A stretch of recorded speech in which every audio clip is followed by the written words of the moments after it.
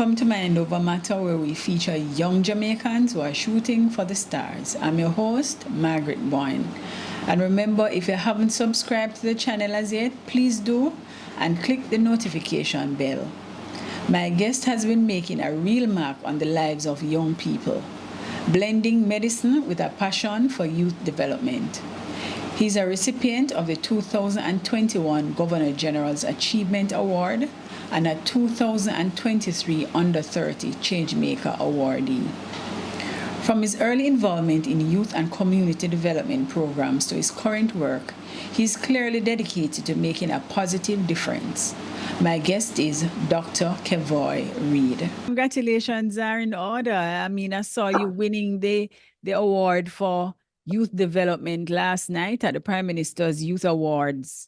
Tell me a little about the event, how it went. The event last night was a whirlwind.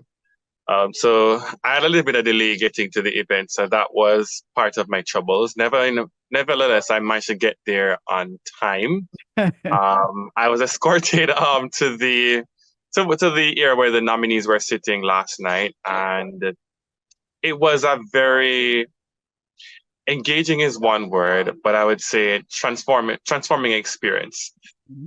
I witnessed firsthand the true power of what our young people in Jamaica are capable of. And it was an honor to be sitting side by side with the juggernauts and stalwarts of this country. And it only made the award that I received last night even more meaningful when I saw the persons who are a part of my cohort. As it relates to my experience, I'm over the moon with regards to it. I think had an out of body experience when my name got called, because it was the second to last award being called last night. So when my name got called, all I remember screaming was "Mommy, I did it!" And then I went up there and I collected my award. I was smiling and I had like a 5-minute dance episode performing for the crowd. So I think I had my best moment at that award last night. And I love that I did it my way and I enjoyed it. I can honestly say that. Mm-hmm. But you're no stranger to these national awards either, Kevouy. You have won the Governor General's Award Award for Excellence in 2021. That is correct. Yes, tell me about that. The 2021 GGA award, that one was another whirlwind experience. I got the call for that award, say about 5 minutes after getting off the plane in the United States in 2021. Had I been on that plane a few minutes more, I probably wouldn't have got the call. And they told me that I had to be at an interview in 5 days, and I had to work around to have it via Zoom. And I got the call about 3 weeks later to inform me that I've won. That one was very significant. That was my first major national award. And so it was a testament to all the work that I've been doing and an acknowledgement of everything that I've done so far. I was not able to physically collect that one. However, my mom was the one who went to the King's House to collect that one. And I'm very happy for that experience. My mom has been a pivotal role in both my academic journey and my journey in youth development. And I thought it was only fitting that somebody who was a key component of my development be someone who collected the award. And she was over the moon to do it in 2021. I'm sure she was very happy to do that. So tell me, where did this all started? My youth development journey began at Meadowbrook High School in 2008, 2009. One of my English teachers saw that I was good at writing and introduced me to the Optimist International Oratorical Competition. Wasn't a great speaker, so I'm not too sure why she pushed me to enter, but nevertheless, I took a bold chance and I went and I entered the competition. I came third at the zone level and I won after I made it to the district finals. Didn't win at the Caribbean district finals. However, the mentorship and support that I got along the way in preparing my speech and getting ready for the competition, I think that played a pivotal role in my personal and professional development. And that's what spurred me to get into youth development. I saw the power that good mentorship and guidance can have on young people. And I decided to get involved with the club. So I joined the Junior Optimist Club at Meadowbrook High School a few months after and continued all the way till the end of my high school journey. I took a break for my 5 years of medical school. And then afterwards, I felt I wanted to tangibly give back to young people. And so I got involved with my sponsor club from high school, which was the Optimist Club Barbican Pines. I eventually became VP, president, then formed my own club. And I guess the rest is history in terms of what happened thereafter. Talk about Meadowbrook High School, though. How has Meadowbrook High School shaped you into the person that you are today? Oh, Meadowbrook played a very key role in my development. It's one thing to develop the academic individual. It's another thing to develop them personally and professionally. And I think that was a clincher. That was what really made the difference in my life. I wouldn't say I had teachers. I had teachers who doubled as mentors and persons who were guiding my life. So I had people encouraging me to, enter apply for scholarships, as well as enter competitions for my development. And just teachers who guide me just to ensure that, my mental health was good. To ensure that, I'm coming to school every day.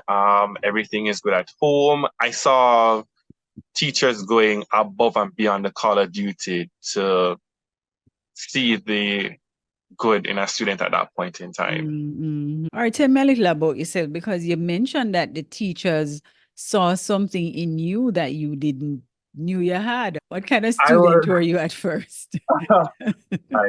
I have the last name Reid, which is somewhat of a misnomer because I would say that I'm probably one of the most reserved and quiet individuals that. Oh, really? I guess I'm very unassuming to the naked eye. However, I remember her name. She was the head of department. Her name was Miss Gaskin. She saw something in me that I guess I just didn't know that was there at that point in time. And she prodded until I got involved in a competition. And I think that was the start of something new. So getting involved with that competition and being out there and competing and speaking in front of large audiences and becoming more comfortable with who I am and developing self-confidence and, improve self-esteem, that was a major game changer in how I started to operate and see myself. So you mentioned before that you were a member of the Schools Challenge quiz team. Yes, I was. So that was an experience. So I got involved. I got involved in the school challenge quiz team at Meadowbrook High School, largely because I'm a naturally very competitive person. I get a nice thrill out of going out there and competing. So I used to watch the school challenge quiz competition every day on television at 6:30 p.m. on TVJ with my mom. So it was something that it was a cultural thing within our house growing up. And so I used to admire the young men and women, seeing them, knowing the question, just going through pretty quickly. And so I don't know, I found my way to the quiz team at Meadowbrook High School in the 9th grade. I was still too young to join a team, but I was shadowing and mentoring them. And so when I eventually got to sixth form, lower six that is, I was eligible to become a member of the team at that point in time because I'd had enough training. And so that was a very rewarding and transforming experience.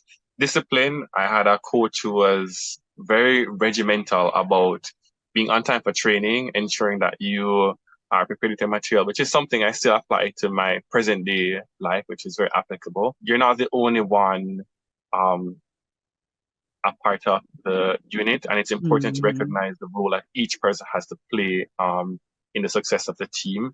And that's something that I still hold true to this day. We didn't make it very far, but nevertheless, I enjoyed it so, Yes. so much. And it took me to so much more after that. Right. So you went off to med school after high school. No, I mean, I know med school a whole heap of money, you know. How did that work out? How did that pan out? God seems to have had a plan for me from the get go. Medical school was my dream. That was my one and only. My fallback plan was to become a chemist. However, that was low down on the list. Being a doctor was something I was gonna go after at all costs. And so I put every single thing into that application. I pull on every reference I could, and I gave my all in that essay that I submitted to the Faculty of Medical Sciences. With regards to financing now, so I have a funny story for that one. So I applied to the Student Loan Bureau in hopes of getting a loan to pay for medical school. And I filled out everything online at that point in time. And there was a few things missing. So the deadline was a Friday afternoon, and they told me that, okay, I just thought that when I said deadline, it meant 11:59 p.m. on that particular day. So I said, okay, then I'm going to do my business on the road and come back in the afternoon and submit the application. So I came back in the afternoon at say 6, 7 o'clock, and I logged into Student Loans Bureau, and I'm seeing that, oh, the deadline has been closed. The deadline period is 4 o'clock p.m. and you can't submit anything. My world started to collapse at 6, 7 o'clock in the afternoon because I'm just like, I know my mom has no way of paying for medical school from her pocket, and Student Loans Bureau is locking me out, and there's no way to bypass it. And taking a year off and working was something I was extremely against at that point in time. And I had my breakdown and I cried in that afternoon. But after a while, I sat down and I had a conversation with my aunt, and she said that I don't know how, but we're going to medical school come September. I don't know how we're going to pay for it, but when September comes, we're going to medical school. And this was in June. I got a summer job that summer, and I remember applying to the NCB Foundation Scholarship, and I submitted my application over the summer, as well as I submitted applications to the University of the West Indies for the Jamaica Government Exhibition Scholarship and the Open Scholarship. And I was working over the summer, and I was just continuing pretending like, I had all things ready for September. And as if nothing was wrong. Yes. And then I remember one day I was at work and I got a call, and the person said, "Good afternoon, I'm from NCB. You have been shortlisted as a finalist for the Kingston Parish Champion." And I remember I called my mom immediately and said that, okay, something's coming. We're finding a way to pay for medical school. And I called her and she said, okay, we're going to get ready. And I remember going to the Duke Street branch for my interview that morning. And we were not driving. So me and my mom, we got on the minibus and we got on the yellow minibus and we got all the way downtown and we walked all the way to Duke Street, and we walked into NCB and we were escorted upstairs, and I saw 2 candidates up there, and she's just like, relax.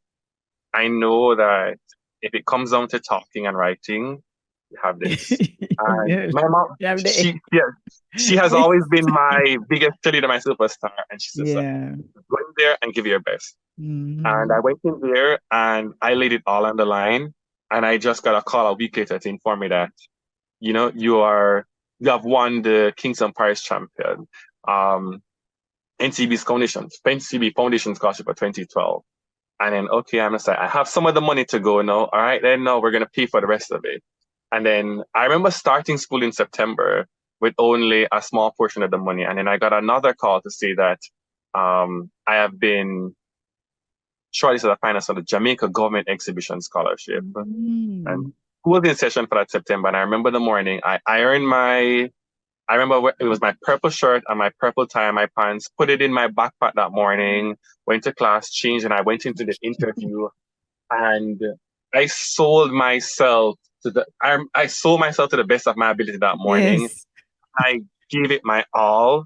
And when I came out, I think I said to my mom, I just won that scholarship and paid for medical school. And I Mm. got the call a week later saying that you won. And that that took a massive burden off my family Mm. because my tuition and books were pretty much cleared for my entire 5 year journey of medical school. And so by removing that load off both my shoulder and my parents' shoulder, I was free to commit my entire time and energy to just learning and building myself Mhm. academically and professionally over the 5 year journey. So it Mhm. was not easy road to get Yes. on, but Hmm.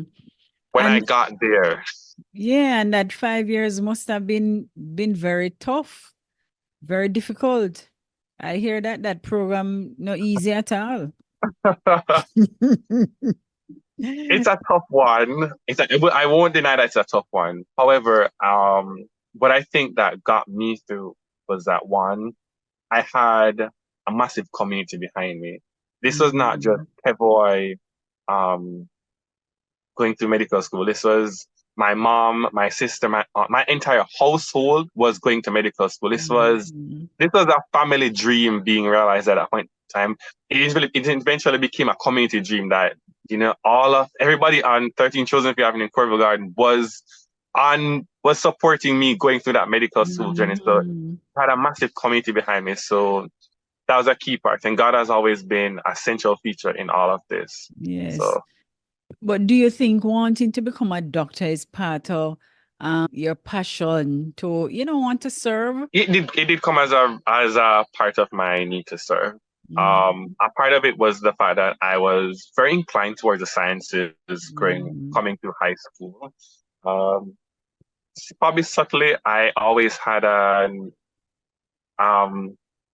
an inclination to helping people, which seemed to have spilled over into what I'm doing now in terms of um, I understand and I can empathize with being underserved and disenfranchised. I understand the plights of people who may have come from difficult circumstances and have had Mhm. to fight to get where they are.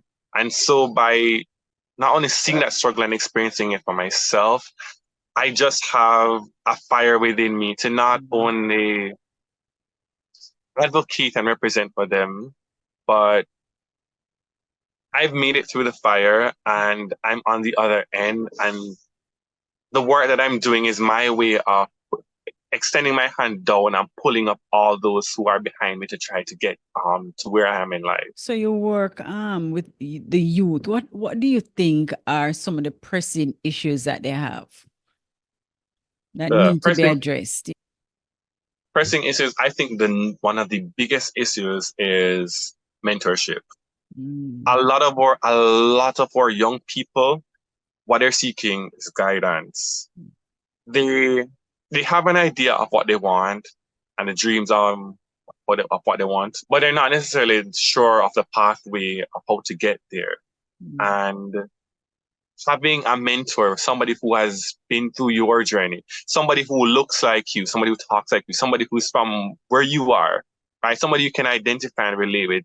When you see somebody like that go through their journey and they've made it to the other side, you want somebody like that to hold your hand along the way and clear the path Mhm. and say, okay, all right, Kevoy was coming from here, and he had somebody hold his hand along the way and showed him the ropes. I want somebody like that to take me along my journey. Mhm. Because the Mhm. truth is, none of us are here to experience life on our own. We're not here to go through this difficult thing called life and all its challenges by ourselves. Mhm. We need people to fall back on. We need community or at least one person who is supporting us and holding us to take us along this journey. And that's a key reason as to why I do a lot of what I do. Sometimes it's not always the finances and the tangible things that our young people are requiring. Sometimes all they The need is time. just the time and the energy of somebody who is committed towards their development. You're a doctor at Spanish Town Hospital?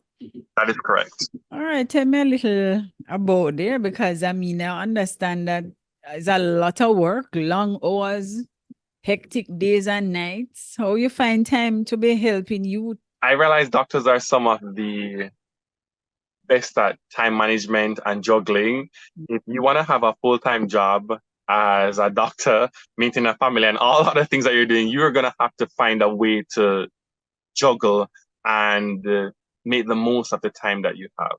Is it difficult and is it heavy being a doctor and doing everything I'm doing? 100%. I will never deny that.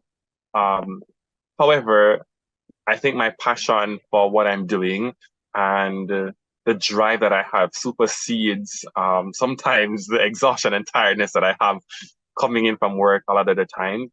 And I have to give it up.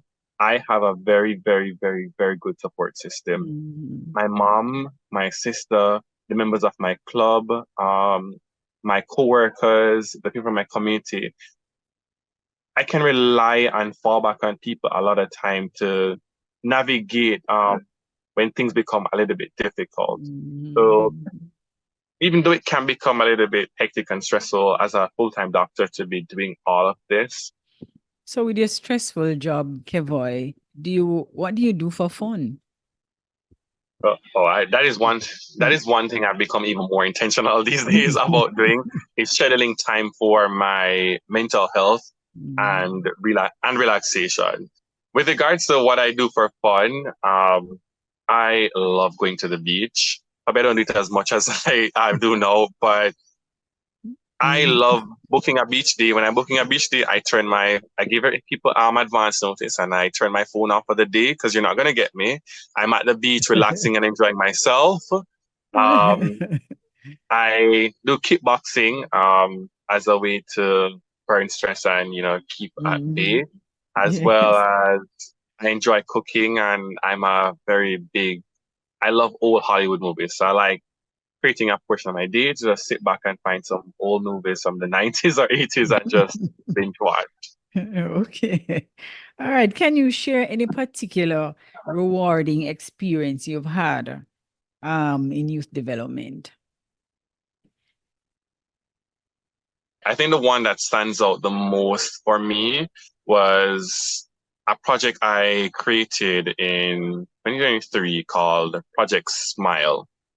So Project Smile is an oral health hygiene campaign. So I've partnered with Jamaica Cosmetic Dental Services, and and as well as I've gotten private donors.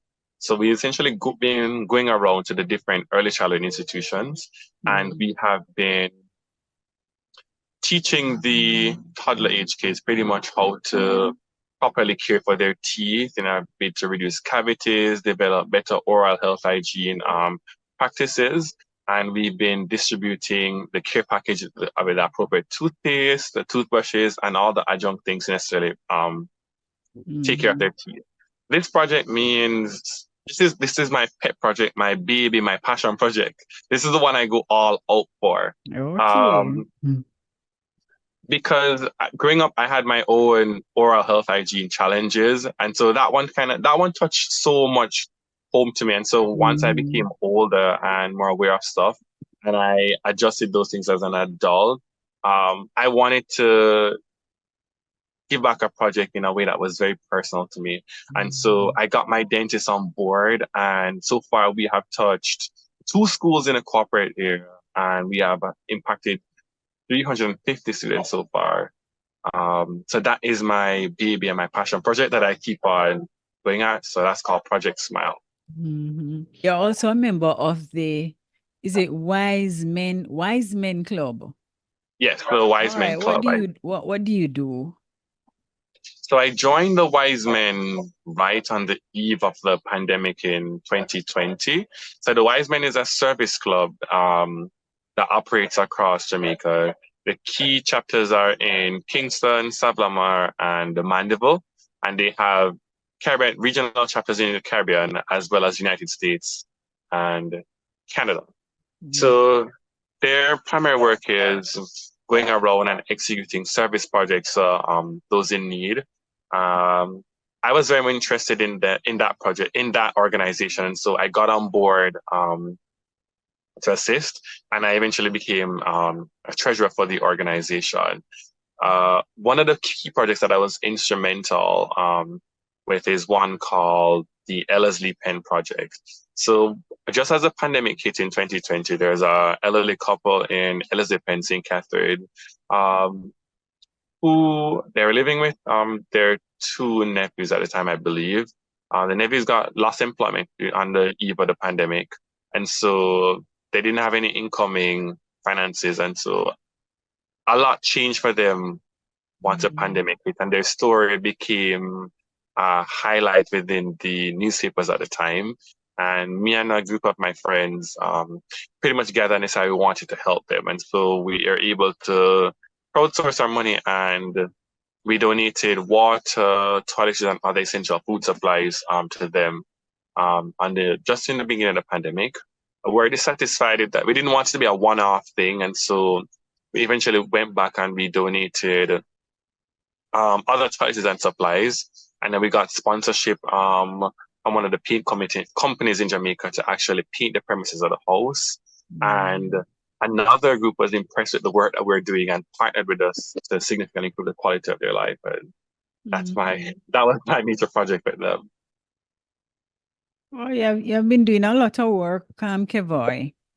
You're a doctor. Can you leave a message for our young people regarding, health and well-being? The most important aspect of your health that I would encourage you to take care of is your mental health. It is the most central feature of your health. Without any, it might sound cliche, without any mental health, there really is no health. It impacts every single aspect of your life. And so that's a take-home message I'm going to leave with young people of Jamaica. Find healthy and productive ways meaningfully engaging yourselves. Once our young people are meaningfully engaged, these are activities that are going to lead towards their professional and personal development.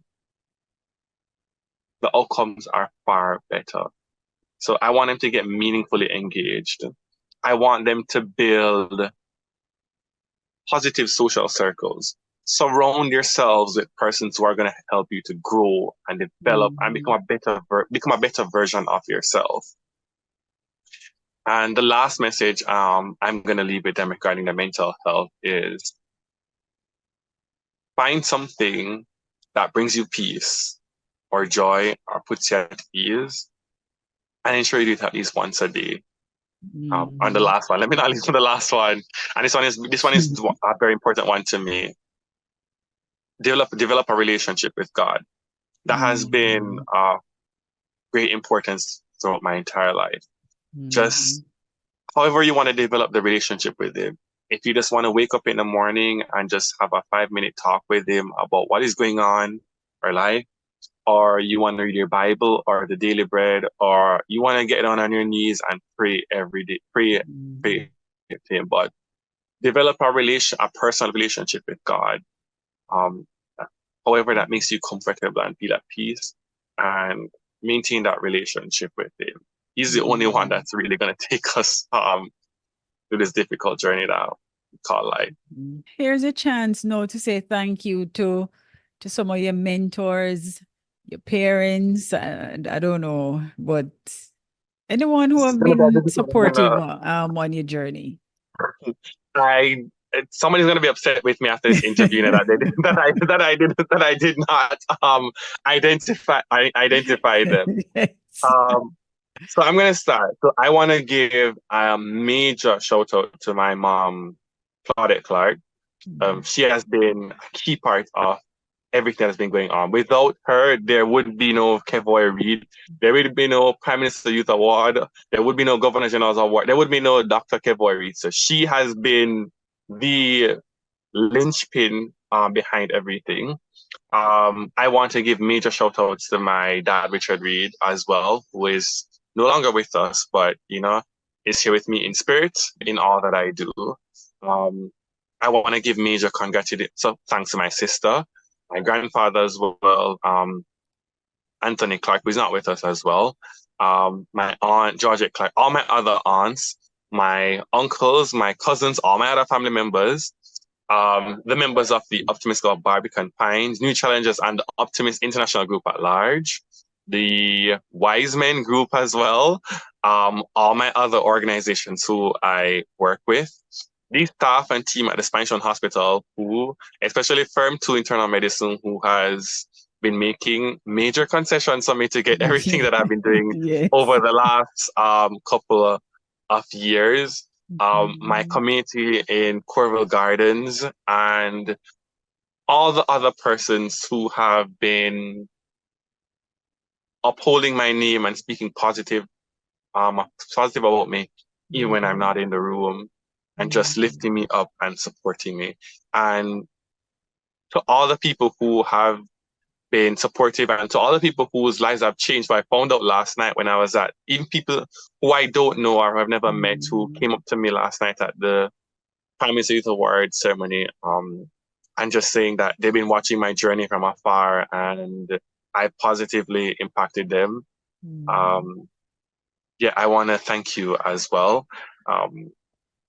I think I have a story and a journey that not only needs to be shared, but deserves to be shared. There are many other people who are in similar circumstances as me, or who have been, and they want to see somebody like themselves have made it to the other side and give their story. So I do hope that somebody out there is watching and they do feel inspired by everything that I'm doing, and it makes a change in their life. And if they ever want to reach out, yeah, this is my plug now to my.